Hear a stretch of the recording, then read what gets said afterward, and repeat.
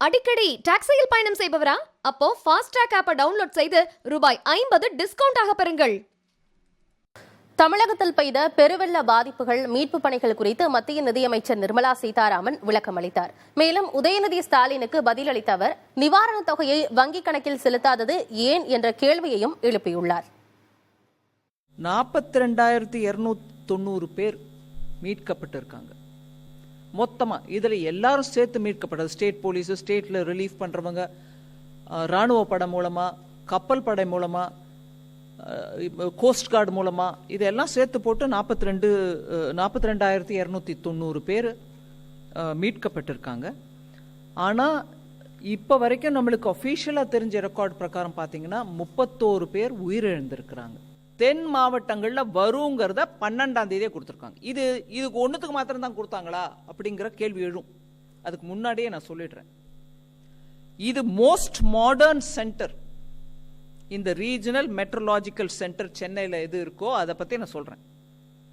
அவங்க 5 நாள் முன்னிலையிலேயே வரக்கூடிய 5 நாள்ல என்ன நடக்க போகுதுன்றத சொல்லிக்கிட்டே இருக்காங்க.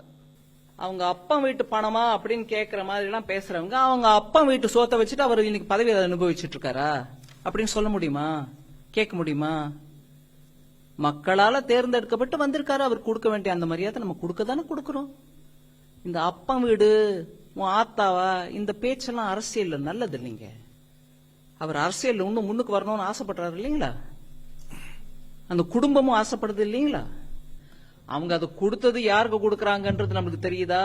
இன்னைக்கு தேதிக்கு மக்களுடைய பணம் அப்ப சொத்தான்னு கேட்கிற அந்த கவர்மெண்ட்ல கொடுக்கற பணம் டைரக்ட் பெனிஃபிட் டிரான்ஸ்பர் மூலமா அக்கௌண்ட்டுக்கு கொடுங்க. அப்ப யாருக்கு ஆக்சுவலா கொடுத்திருக்காங்கன்னு நீங்களும் பார்க்க முடியும். அவர் கேட்கிற மாதிரி சிஏஜி யூட்டிலைசேஷன் சர்டிபிகேட் மூலமா பார்க்க முடியும். இப்ப நீங்க கொடுக்கறது யாருக்கு? நிஜமா வெள்ளத்துல அம்ட்ட உங்களுக்கு கொடுக்குறீங்கன்னு நினைச்சுக்கிறேன் நான். அதை பத்தி நான் கேள்வி கேட்க முடியாது. ஏன் கேஷா கொடுக்குறீங்க?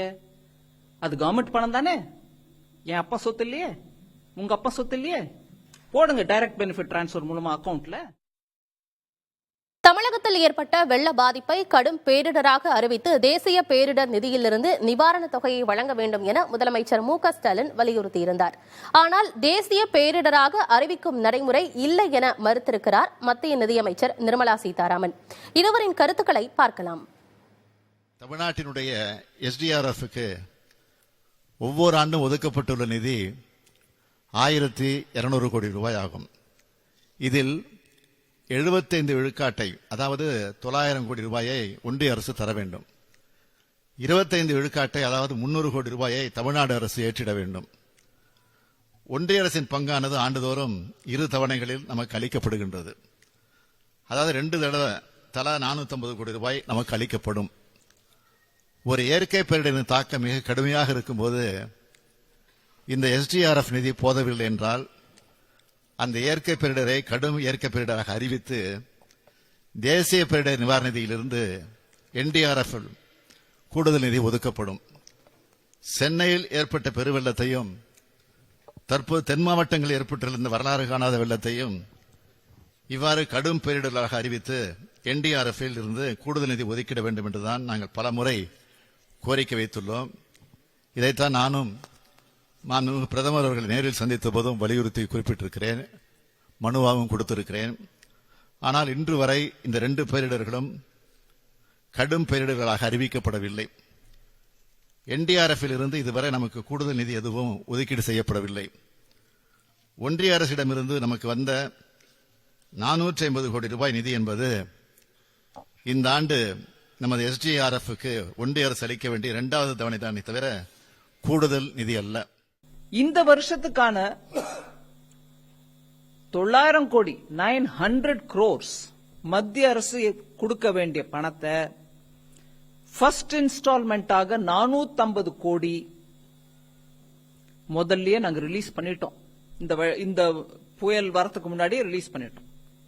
அதை தவிர 2வது இன்ஸ்டால்மெண்டாக மீதி இருக்கக்கூடிய 450 கோடியையும் 12ஆம் தேதி டிசம்பர் இந்த 4 தென் மாவட்டங்களுக்கு மழை வரத்துக்கு முன்னாடியே 2வது இன்ஸ்டால்மெண்ட் 450 கோடி கொடுத்தாச்சு. அதாவது மொத்தமா 900 கோடி 900 crores இந்த வருஷம் கொடுக்க வேண்டியது ஆல்ரெடி ரிலீஸ் பண்ணிட்டோம். ரெண்டாவது இன்ஸ்டால்மெண்ட் 12ஆம் தேதி டிசம்பருக்கு போயிடுச்சு.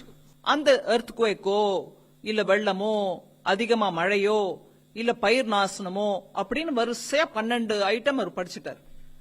அத நீங்க உங்க ஸ்டேட்ல வேணா பினான்ஸ் கமிஷனும் அதுக்கு ரெக்கமெண்டேஷன் கொடுத்திருக்குன்றதுனால அனௌன்ஸ் பண்ணிக்கிட்டு உங்ககிட்ட இருக்கிற அந்த ஃபண்ட் இருக்கு பாருங்க, ஸ்டேட் டிசாஸ்டர் ரிலீஃப் ஃபண்ட், அதுல இருந்து 10% வரைக்கும் எடுத்து இதுக்கோசம் உபயோகிக்கலாம் அப்படிங்கிற கைட்லைன்ஸும் கொடுத்திருக்காங்க. அதை தவிர மத்திய அரசு நேஷனல் டிசாஸ்டர் ஏன் அனௌன்ஸ் பண்ணல? இல்லைங்க, அந்த சிஸ்டமே இல்ல, இப்ப வரைக்கும் யாருக்கும் அனௌன்ஸ் பண்ணல.